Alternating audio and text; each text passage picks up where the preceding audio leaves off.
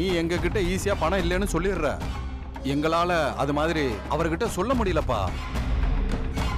அவரு ரொம்ப பெரிய கையே. இப்படி மாத்தி மாத்தி பேசுனா துப்பாக்கி எடுத்து பொட்டுன்னு போட்டுருவாரு. அப்படியா? ஆமாப்பா, ஒழுங்கா பணத்தை கொடுத்துருப்பா. என்ன என் சூழ்நிலையை சொல்றேன், நீ புரிஞ்சுக்காம பேசுற. நான் கண்டிப்பா பணம் தரேன், புரியுதா? இது வேலைக்கு ஆகாது பிரசாத். இவனை கட்டி தூக்கிட்டு போயிடலாம். அப்புறம் இவங்க அப்பா கிட்ட பேசி பணத்தை வாங்கிடலாம். என்னண்ணா இப்படி சொல்ற? என்ன கட்டி தூக்கிட்டு போனா நான் மட்டும் இல்லைண்ணா, நம்ம எல்லாரும் தான் மாட்டுவோம். இவ்வளோ நாள் பொறுத்துட்டீங்க, இன்னும் ஒரு நாள் டைம் கொடு. என் பொண்டாட்டி நகையை திருடி வித்தாவது உன் பணத்தை செட்டில் பண்றேன். சரி சரி, இன்னைக்கு ஒரு நாள் தான் உனக்கு டைம்.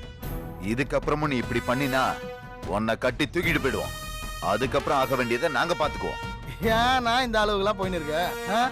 இன்னும் ஒரு நாள் மட்டும் டைம் கொடுண்ணா, நான் உன் பணத்தை செட்டில் பண்றேன், ஓகேவா?